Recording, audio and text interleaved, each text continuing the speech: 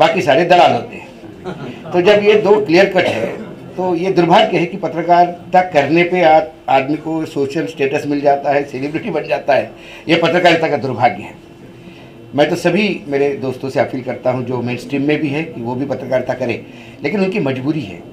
मैं पत्रकारों को गलत बोलने के बजाय कई जगह पे मालिक का प्रेशर होता है। कई ऐसे मेरे पत्रकार मित्र हैं जो चैनलों में काम करते हैं, वो हमको खबरें पास ऑन करते हैं, उनके यहाँ नहीं चल सकती, वो मजबूरियाँ हो सकती है, इसलिए मैं उन्हें भी दोष नहीं देता। लेकिन कोई पत्रकारिता में किसी के लिए पीले चावल लेके भी नहीं आया था, कोई आकाशवाणी नहीं हुई थी कि आप पत्रकारिता करो। We are all here by our choice, और यदि आप चॉइस से है तो तकलीफ उठानी पड़ेगी। हर जगह पे आपको ये नहीं सोचना पड़ेगा कि क्या होगा। आज धीरूभाई मैंने मुकेश अंबानी हो या गौतम अडानी हो, वो भी तकलीफ में है। नरेंद्र मोदी सबसे ज़्यादा तकलीफ में है, और उससे ज़्यादा तकलीफ में अमित शाह है, उससे ज़्यादा तकलीफ में ऐसा कौन नहीं है। आपके सुप्रीम कोर्ट के चीफ जस्टिस भी तकलीफ में है, ऐसा कोई आदमी नहीं जो तकलीफ में नहीं है। तो हम ये ना सोचें कि तकलीफ तो होगी, जब बात करेंगे तो कभी ज़्यादा होती है, कभी कम होती है। अपनी ज़रूरतें कम रखिए, अपनी बात सही करिए। और हमारे यहाँ पे भी ऐसा है कि भेड़ की खाल, मैंने शेर की खाल ओढ़े भेड़िए हमारे इसमें भी घुसे आए हैं, सोशल मीडिया में भी। उनसे भी थोड़ा हमें देखना होगा। यूट्यूब की गाइडलाइंस बार बार कहती है कि आप सेंसेशनल थंबनेल मत दीजिए, जो अंदर है वही दे दीजिए। मैं कई बार ऐसे थंबनेल भी दे देता हूँ। एक हमारे यहाँ पे भी चला था एक थंबनेल, जिस पे फिर आशीष जी ने उसको बिल्कुल कंट्रोल कर दिया, क्योंकि न्यूज़ लॉन्चर जो है वो उसके फाउंडर आशीष चित्रांशी है, पीछे बैठे हैं। ये उनका बड़कपन है, उन्होंने मुझे फेस बना के रखा है। लेकिन वो एक ट्रस्ट है और वो ट्रस्ट के तहत चलता है, और ट्रस्ट सामाजिक है, वहाँ प्रॉफिट मेकिंग काम नहीं है। तो सब मिलके चलाते हैं। तो थंबनेल एक हमारे यहाँ पे भी चला था कि टाइगर के यहाँ ईडी की रेड। अब सब लोग जानते हैं कि मुझे यूट्यूब पे काफ़ी लोग टाइगर के नाम से जानते हैं, तो लोग परेशान हो गए। लोगों ने धड़ाधड़ वो एपिसोड देखना शुरू कर दिया कि अशोक वानखेड़े के यहाँ ईडी की रेड कब हुई। तो पता पड़ा कि कोई तो भी बिल्डर था, उसका भी टाइगर नाम था बिहार में, उसके यहाँ रेड हो गई। तो फिर उसके बाद हमारे यहाँ आशीष जी ने, हर थंबनेल अब आशीष जी के थ्रू जाता है।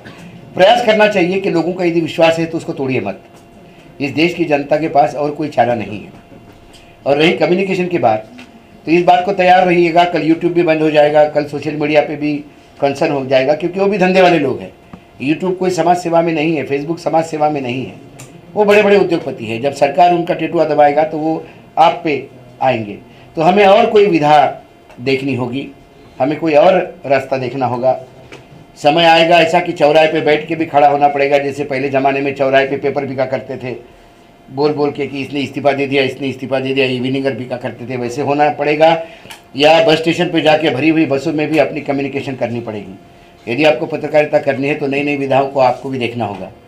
अपने साथ लीगल फैटर्निटी है, मैं धन्यवाद देता हूँ। आप मलिक साहब, आप लोगों ने इतना सोचा, आप हमारे पीछे खड़े रह जाते हैं। लेकिन एक बात देखिए, यदि आप सच्चाई से पत्रकारिता करें, और पत्रकारिता ही करें, सच्चाई से क्या है, पत्रकारिता सच्चाई से ही होती है। यदि आप पत्रकारिता करें तो लोग आपके साथ खड़े हैं। मेरे खिलाफ एक आंध्र के एक छोटे ज़िले में, तेलंगाना के छोटे ज़िले में किसी ने केस करवा दिया, ये सोच के कि चक्कर काट काट के परेशान होगा। लेकिन मुझे इस बात की खुशी है कि पूरा तेलंगाना के उस ज़िले के जब वकीलों को पता पड़ गया, कि उन्होंने मुझे कॉल करके कहा, नंबर ढूंढ के, कि आपको आने की ज़रूरत नहीं, हम यहाँ बैठे हैं, और मेरा केस वो लड़ रहे हैं और मुझे रोज़ ब्रीफ करते बेचारे। तो लोग हैं ऐसे, सच्चाई के साथ देने वाले लोग हैं। लेकिन हमें ये भी देखना होगा कि हम किसी सिर्फ सरकार के खिलाफ न बोले, बाकी भी चीज़ें होती है समाज में, उसके तरफ भी ध्यान देना होता है। कई बार विपक्ष भी गलती करता है, विपक्ष भी कर रही है। कई विपक्षों की सरकारें हैं, उनको इसलिए नहीं छोड़ा जा सकता है कि वहाँ बीजेपी अपोज में है। हम तो सत्ता को सवाल पूछेंगे। सवाल ये है, सत्ता में कोई भी रहे, यदि इसी फॉर्मेट के साथ चले आप तो ये होगा। हम तो कई बार सर्वोच्च न्यायालय के निर्णय पे भी कड़ी आपत्ति करते हैं, और हमें कई बार ऐसा लगता भी है कि कहीं कंटेम्प्ट न लगे, लेकिन फिर लगता है कि मलिक साहब जैसे लोग हैं कि खड़े हो जाएंगे। कई बार एक आम आदमी अपेक्षा रखता है कि जज साहब कोई जजमेंट दे। जब चीफ जस्टिस से कहते हैं कि मैंने भगवान से पूछ के जजमेंट दे दिया, तो कई लोगों का दिल टूटता है। यदि भगवान ही जजमेंट करे तो फिर कल पुजारियों को ही चीफ जस्टिस बना दीजिए। ये ऐसे लॉ डिग्री वालों की कोई ज़रूरत नहीं है। कई चीज़ें हैं जो हमारे न्यायपालिका को भी देखना होगा। 3 स्तंभ है, कार्यपालिका, विधायिका, न्यायपालिका। विधायिका तो तानाशाही रवैये के साथ चल रही है, कार्यपालिका उसके दरबार में मुजरा कर रही है, और एक आशा थी न्यायपालिका की। लेकिन कई बार न्यायपालिका भी आपको हताश करती है। ऐसे में न्यायपालिका पे भी अंकुश रखना होगा, तो फिर मीडिया को सामने आना होगा। हाँ, हो सकती है सज़ा हो जाए, हो सकता है कई बार आपको प्रताड़ना हो जाए, लेकिन फिर यदि इस बात से डरे तो शायद इस देश को आज़ादी ही नहीं मिलती। हमारे जिन लोगों ने आज़ादी की लड़ाई लड़ी वो सालों जेल रहे, सालों उन्होंने यातनाएं भोगी। यदि वो सोचते कि हमको यातना हो रही इसलिए नहीं जाएंगे, तो हम ये सोचते कि दूसरी आज़ादी है। यह आज़ादी राइट टू स्पीच है, यह आज़ादी महंगाई से छुटकारा, गरीबी से छुटकारा, समानता से छुटकारा, धर्मांधता से छुटकारा, ये नई आज़ादी की एक लड़ाई लड़नी है। हमें अपने आप को खुशनसीब समझना चाहिए कि इस लड़ाई के एक सिपाही बन के हम मार्केट में उतरे हैं या हमको समाज में स्थान दिया है। समाज बहुत आपको इज्जत देता है। जब कहीं जाते हैं आप बाहर, आप एयरपोर्ट पर जाइए, आप बस स्टैंड पर जाइए, कई जगह ऑटो वाला आपसे पैसा नहीं लेता क्योंकि कहता कि आप साहब हमारी बात करते हैं। तो आप उसकी देखिए, उसके दिल में आपके लिए क्या जगह देखिए। जिस दिन आप दिल तोड़ दोगे वो आपको माफ़ नहीं करेगा। इसलिए आपकी रिस्पॉन्सिबिलिटी सत्ताधीशों से ज़्यादा है, न्यायपालिका से ज़्यादा है, क्योंकि अब विश्वसनीयता कहीं बची है, तो अब विश्वसनीयता सोशल मीडिया पे बैठी है। इसलिए मैं कहता हूँ कि कोई खबर छूटनी नहीं चाहिए, कोई ऐसा लगना नहीं चाहिए कि हमने किसी की सुपारी लेके किसी के खिलाफ काम किया। हमें ये भी नहीं देखना है कि आप हमको क्या करना, और दुश्मनी किसी से नहीं। मैं आज अभी तक मैंने किसी को बोला नहीं, लेकिन आज सिर्फ मेरे एडिटर है उनको ये पता है कि इस देश का सबसे बड़ा उद्योगपति 2 बार मिलना चाहता था। एक बार मिल गया, मिल के चाय पी। मैंने बोला मेरा कोई दुश्मनी नहीं आपसे, मेरा कोई आपसे कोई लड़ाई नहीं है, हम पहली बार मिले हैं, बहुत अच्छा लगा आपने चाय पिलाई, आप अपना काम कीजिए, मुझे अपना काम करने दीजिए। और यदि लगता है आपको मैंने गलत किया तो न्यायपालिका है, आप मुझे कोर्ट में खींचिए, मेरे पास कुछ नहीं हो तो मैं सज़ा भुगतूंगा, मैं अपने आप को रेक्टिफाई करूंगा। लेकिन जो चीज़ें मुझे समझ में आती है मेरे समझ से मैं काम करूंगा। और मैं इतना भी ना समझ नहीं हूँ कि मैं मूर्खतापूर्ण किसी को भी कुछ भी बदनाम करने का प्रयास करूंगा। कुछ सवालात हैं जिसके जवाब आप नहीं दे सकते तो मैं सोचूंगा गड़बड़ है। यदि सवाल के जवाब आपने दिए और वो जवाब सही रहे तो मैं फिर आपको नतमस्तक साष्टांग दंडवत करने को तैयार हूँ, क्योंकि यदि देश के लिए कोई कर रहा होगा तो उसको उठाना मेरा काम है। लेकिन देश में यदि कोई, मुझे लगता है कि मेरा देश है, किसी के बाप का नहीं, यदि इस देश को कोई थोड़ा भी तकलीफ पहुँचा रहा होगा, जिसके वजह से देश का नुकसान हो रहा होगा, टैक्स पेयर्स का नुकसान हो रहा होगा, तो आवाज़ उठानी होगी। इसलिए मैं कहता हूं कि जो अभी तक क्यों हो रहा है, क्या हो रहा है, बाकी गोदी मीडिया इसमें बहुत बातें होगी।